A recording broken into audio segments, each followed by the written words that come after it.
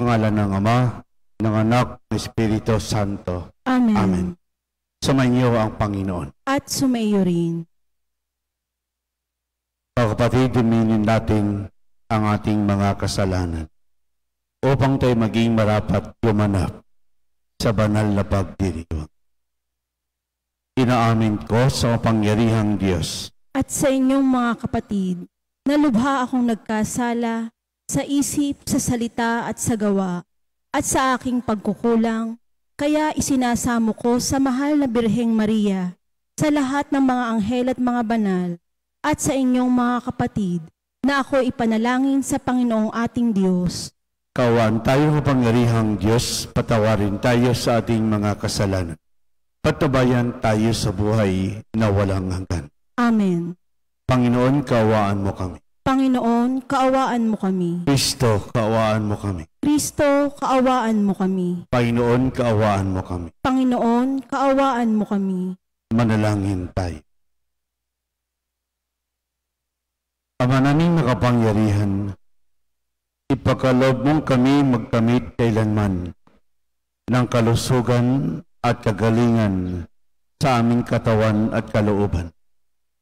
Pakundangan sa pagdalangin na laging Berheng Santa Mariang Mahal, kami naway makahango sa hapis ng kasalukuyan at makinabang sa kalwalhatiang walang katapusan. Sa pamagitan ng Jesucristo kasama ng Espiritu Santo, magpasawalang hanggan. Amen.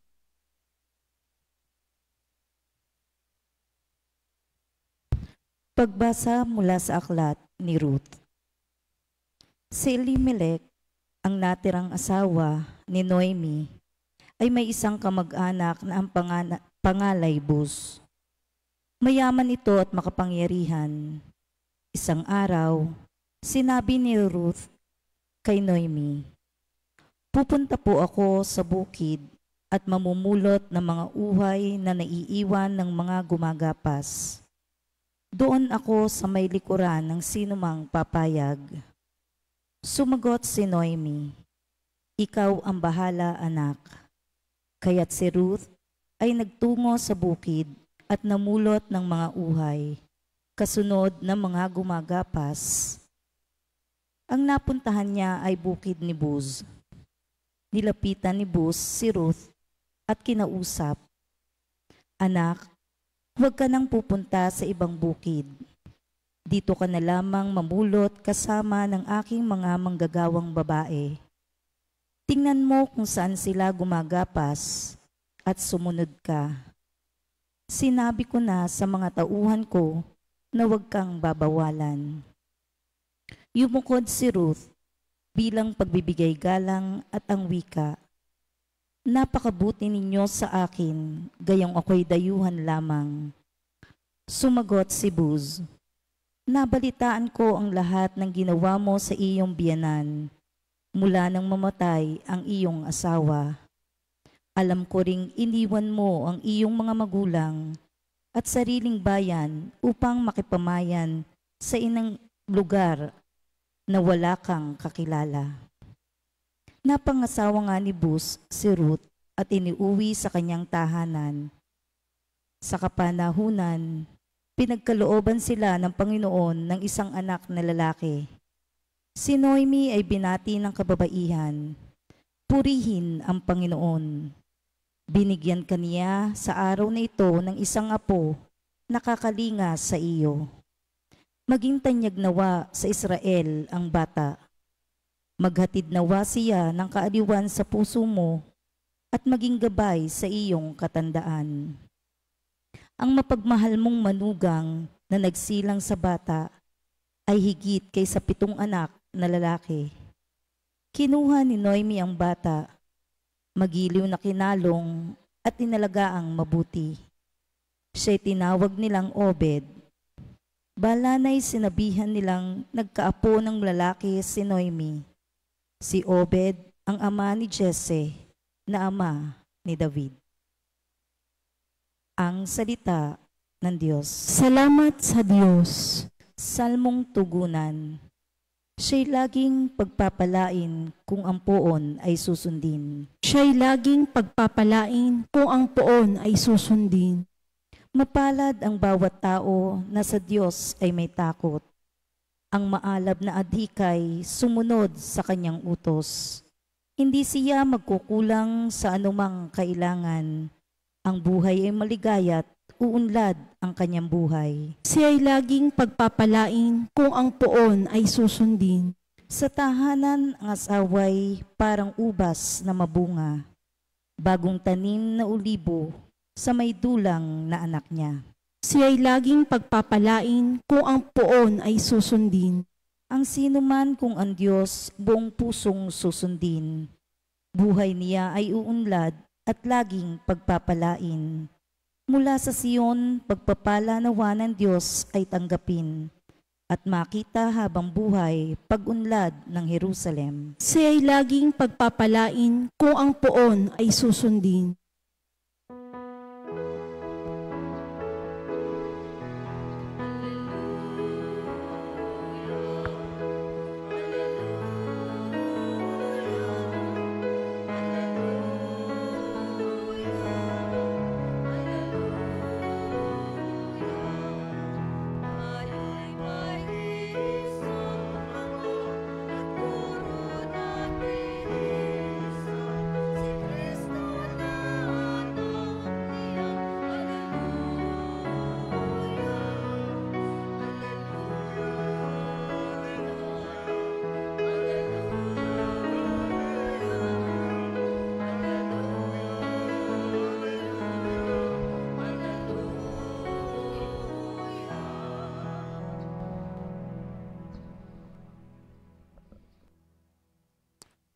Sumainyo ang Panginoon. At sumaiyo rin.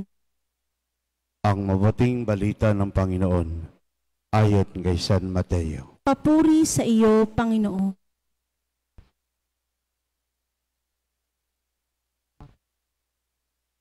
Noong panahong iyon, sinabi ni Jesus sa mga tao at sa kanyang mga alagad, ang mga eskriba at ang parisiyo ang kinikilalang tagapagpaliwanag ng kautusan ni Moises. Kaya't gawin ninyo ang itinuturo nila, sundin ang kanilang inuutos. Ngunit huwag ninyong tularan ang kanilang gawa. Sapagkat hindi nila isinasagawa ang kanilang ipinangangaral. Nagbibigis sila ng mabibigat na dalahin at ipinapasan sa mga tao. Ngunit ni daliri ay ayaw nilang igalaw upang tumulong sa pagdadala ng mga iyon. Pawang pakitang tao lamang ang kanilang mga gawa. Nilalaparan nila kanilang mga pilakterya at kinabahabaan ang palawit sa laylayan ng kanilang mga damit. Ang ibig nila'y ang mga upuang pangdangal sa mga piging at ang mga tanging luklukan sa mga sinagoga. Ang ibig nila'y pagpugayan sila ng mga liwasang bayan at tawaging guro. Ngunit kayo, huwag kayong patawag na guro, sapagkat iisa ang inyong guro, at kayong lahat ay magkakapatid. Huwag ninyong tawaging ama ang sinamang tao sa lupa, sapagkat iisa ang inyong ama, ang amang nasa langit. Huwag kayong patawag na tagapagturo sapagkat iisa ang iyong tagapagturo, ang Mesiyas. Ang pinakadakila sa inyo ay dapat maging lingkod. Ang nagpapakataas ay ibababa, at ang nagpapababa ay itataas. ang mabuting balita ng Panginoon. Pinupuri ka namin, Panginoong Hesukristo. Magandang umaga po sa lahat.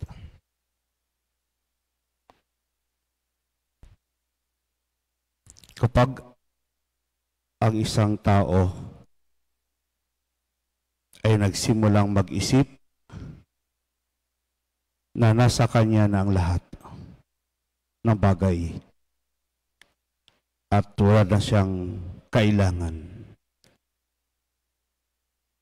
ito ay maging simula ng kanyang napakalaking pagkakamali sa buhay.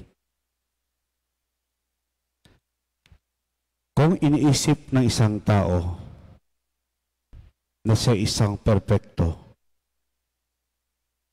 lahat ng kanyang gawa at kilos ay hindi nagkakamali,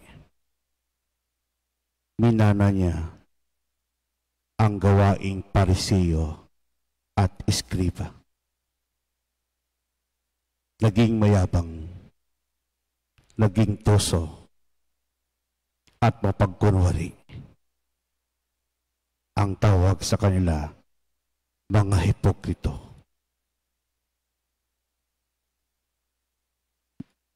Laging panlabas at ritualistic. Ito po ang spiritualidad ng Pariseo at Eskriba. Sa ating pong pagbasa ngayon, Jesus has three kinds of spirituality. Perhaps to combat the growing Pharisaic spirituality. Ang unang spirituality, the spirituality of busyness. Jesus was always active, doing his mission and business. Pero wala itong mali. Ito mali dahil kumilos, hindi pansarili lamang, kundi ito'y para sa lahat.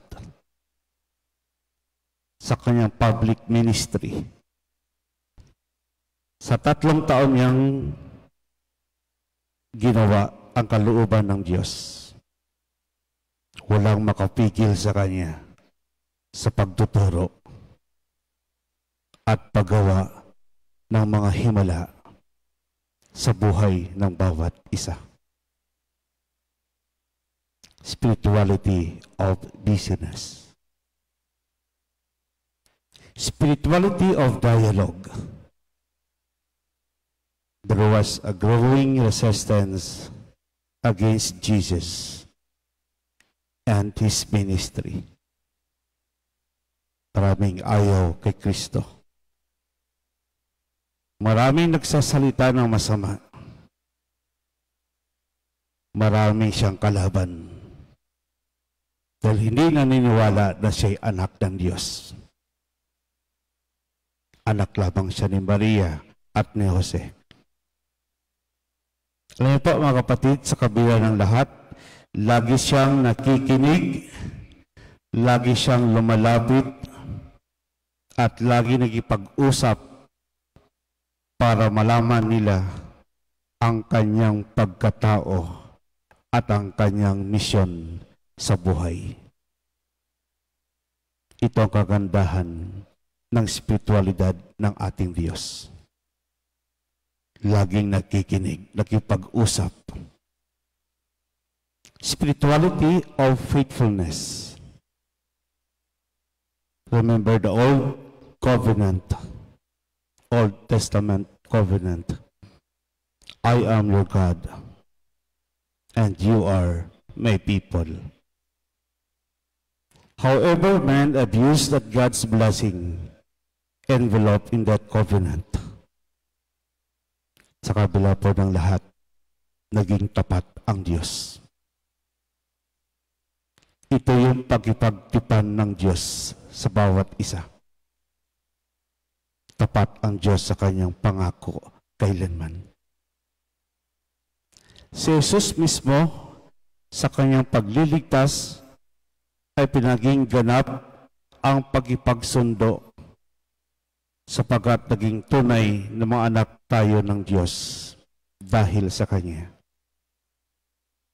Lagi tayong nakaugnay at konektado sa Diyos. Kapag ang tao nakipag-ugnay at laging konektado sa Diyos, nakapater tayo sa spiritualidad ng ating Diyos.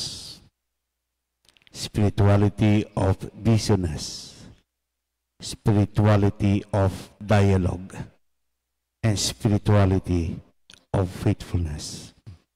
Amen.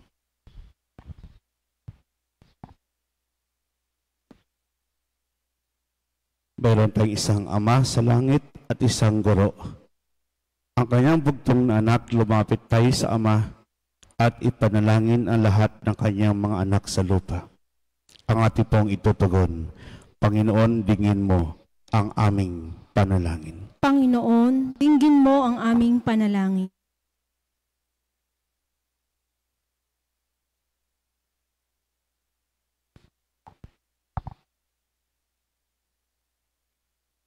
Ang mga tinawag sa ministry ng orden, naway maging tapat at matiyaga sa kanilang banal na tungkulin. Manalangin tayo sa Panginoon. Panginoon, dinggin mo ang aming panalangin. Ang mga magulang at mga guro, naway maituro sa mga kabataang nasa kanilang pangangalaga ang mabuting halimbawa ng kanilang buhay. Manalangin tayo sa Panginoon. Panginoon, dinggin mo ang aming panalangin. Ang salita ng Diyos, naway maging gabay natin sa ating mga kilos at naway lagi nating asamin na gumawa ng mabuti. Manalangin tayo sa Panginoon. Panginoon, dinggin mo ang aming panalangin. Ang mga matatanda, nalulumbay, at mga may sakit, naway tingnan natin ng may habag at pagaanin ang kanilang pagdurusa. Manalangin tayo sa Panginoon. Panginoon, dinggin mo ang aming panalangin. Ang mga yumao, naway tumanggap ng walang hanggang kapahingahan at bagong buhay sa kaharian ng Diyos. Manalangin tayo sa Panginoon. Panginoon, dinggin mo ang aming panalangin.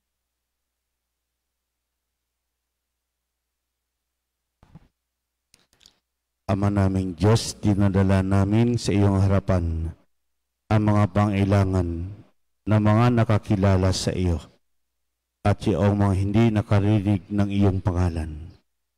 Ipagkaloob mo ang aming mga kahilingan sa pamamagitan ni Kristong aming Panginoon. Amen.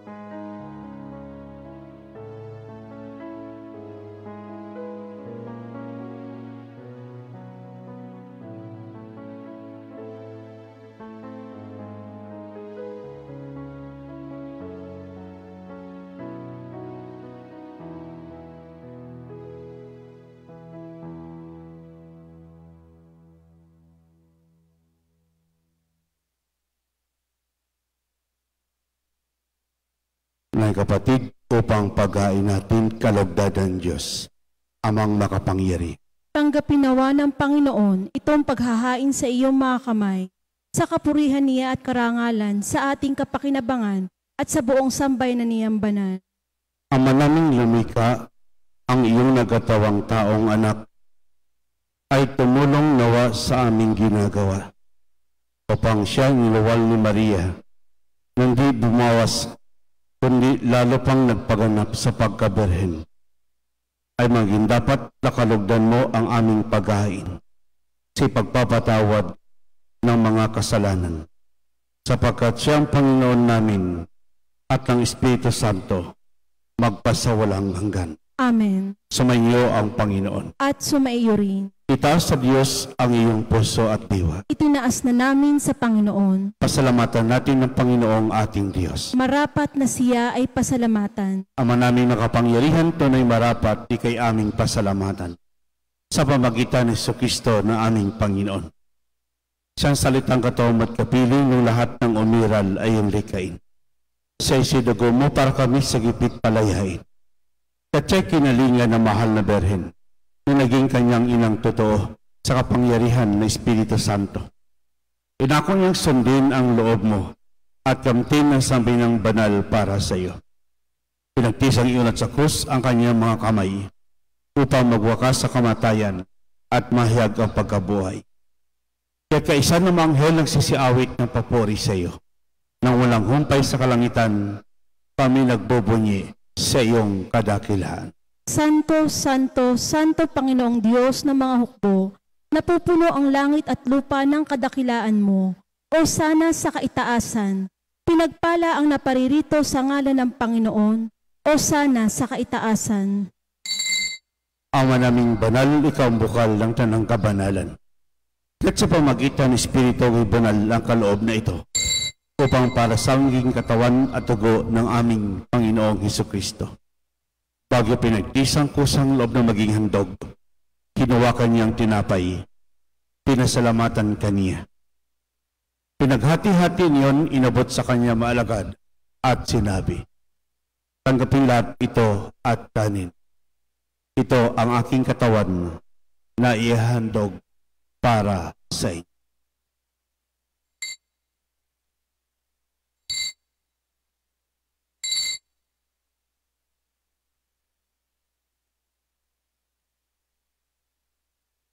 Ito naman matapos ang hapunan, hinawakan niyang kalis.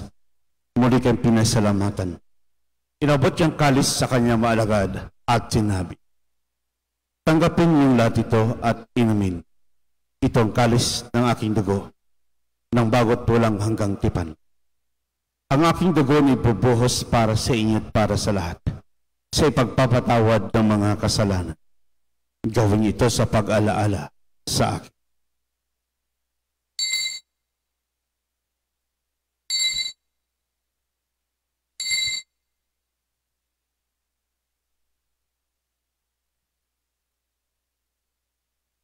Ipagbunyi po natin ang misteryo ng pananampalataya. Si Kristo ay namatay, si Kristo ay nabuhay, si Kristo ay babalik sa wakas ng panahon. Ama, ginagawa namin ngayon pag-aalala sa pagkamatay at muling pagkabuhay na iyong anak. Kaya't inaalay namin sa iyo ang tinapay nagbibigay buhay at ang kalis nagkakalob ng kaligtasan. Kami nagpapasalamat dahil kami iyong minarapat na tumayo sa harap para maglingkod sa iyo.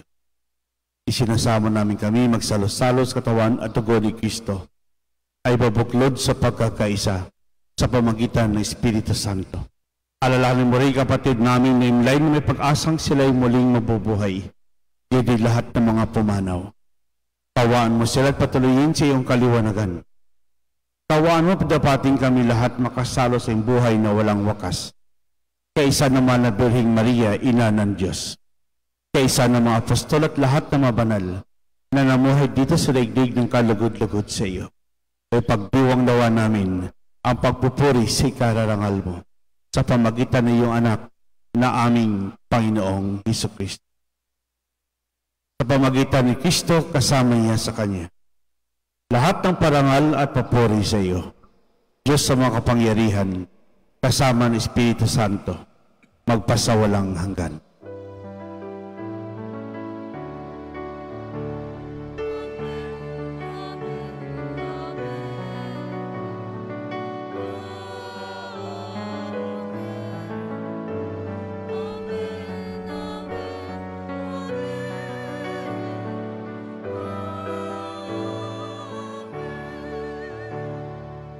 Sa tagubilin na huling na utos at turo ni Jesus sa Panginoon natin at Diyos, ipahayag po natin ng lakas loob.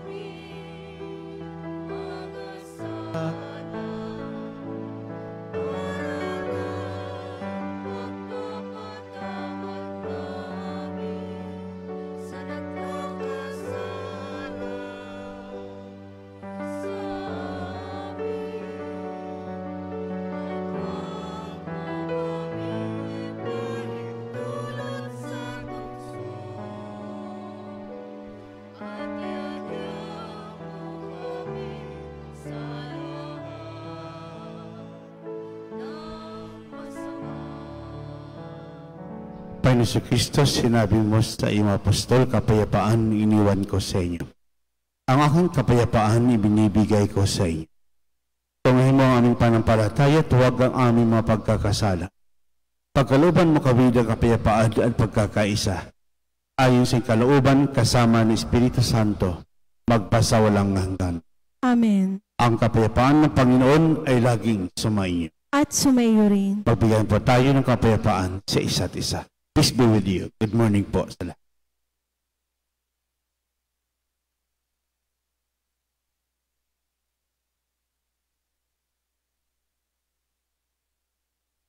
Maawa ka sa amin.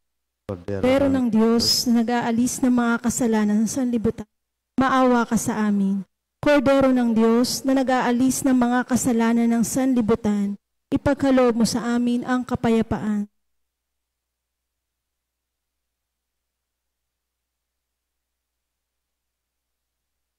Mga kapatid, ito ang kordero ng Diyos, ito nag-aalis ng mga kasalanan ng sanlibutan. Mapalad ang mga inihan sa kanyang piging. Panginoon, hindi ako karapat-dapat na magpatuloy sa iyo, ngunit sa isang salita mo lamang ay gagaling na ako.